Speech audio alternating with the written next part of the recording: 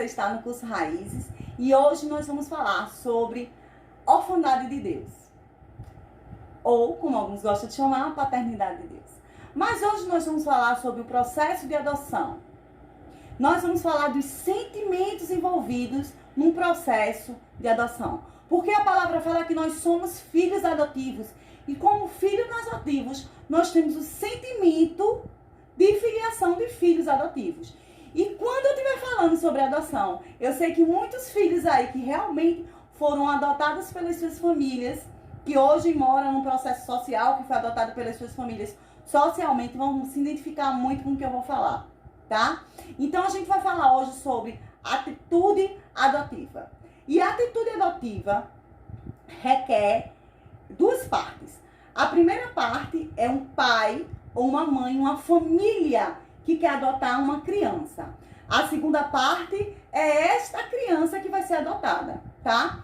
Então, na atitude adotiva dos pais, eu tenho pais que desejam ser pais, independente se tem filhos biológicos ou não, mas eles desejam ser pais. Há um desejo no coração deles de serem pais, tá?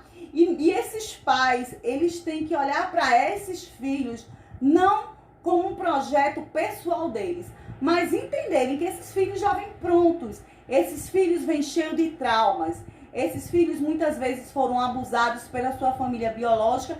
E quando eu estou falando abuso, eu estou falando de violência psicológica em todas as áreas, ok? Então, a atitude adotiva, como eu falei, requer as duas partes.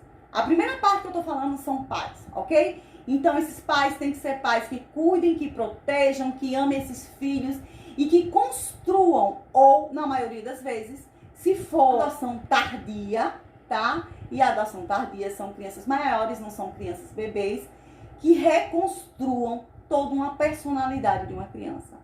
E que ajude essa criança a vencer os seus traumas. Então, a atitude adotiva tem esse ponto, né, que são pais que amem e que queiram realmente cuidar dessa criança. E quando eu estou falando de criança, eu posso estar me referindo a um bebê, a um recém-nascido, mas eu também posso estar me referindo a uma adolescente com 14, 15, 16 anos, ok? Porque tem as adoções tardias de crianças já um pouco maiores, não só adoção de bebê. Mas na atitude adotiva eu também tenho filhos. E esses filhos, eles vêm cheios de feridas, vêm cheios de trauma, ele vem cheio de dor do seu processo familiar biológico. E ele vai chegar nessa nova família com pais que o amem, que o apoiem, que o protejam. Isso é o que nós pensamos como uma adoção familiar da melhor forma possível. E esses pais que entendem a dor dessa criança, vão cuidar dessa criança, vão amar essa criança e vão entender essa criança. Vânia, todas as vezes existem atitudes adotivas de pais e de filhos? Não. E aí é que gera um grande problema no processo de adoção. Existem pais que não cuidam, que não zelam, que pega a criança, que acha que aquela criança vai ser o protótipo que ele sonhou a vida toda. E aí, depois que ele pega essas crianças, eles jogam essas crianças fora. Ou seja, ele devolve as crianças para os orfanatos, ok? Quando essas crianças começam a dar o mínimo problema, alguns pais que não estão preparados para ter problema, porque acham que filhos não têm problema, né? Que não são pessoas, são robôs, eles devolvem essas crianças para o orfanato. Então, vamos lá. E a segunda parte da atitude adotiva, você falou a primeira parte, eu entendi.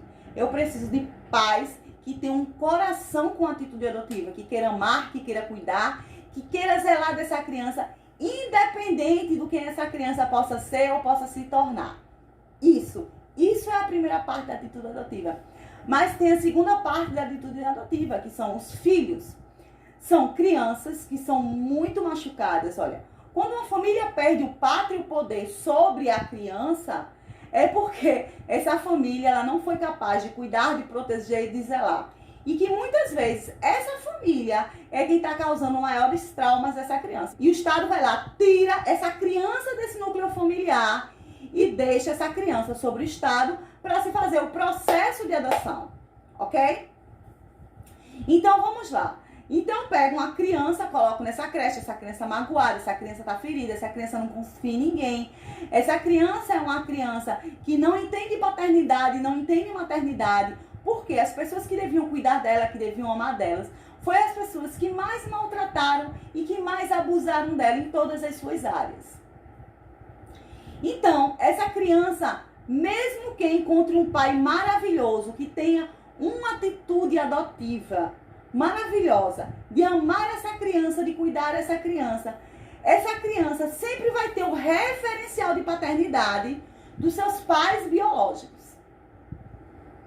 E por ela ter esse referencial de paternidade dos pais biológicos, por melhor que seja esse pai aqui, essa criança ela não consegue se vincular a esse pai e a essa mãe, porque ela está muito magoada, muito ferida.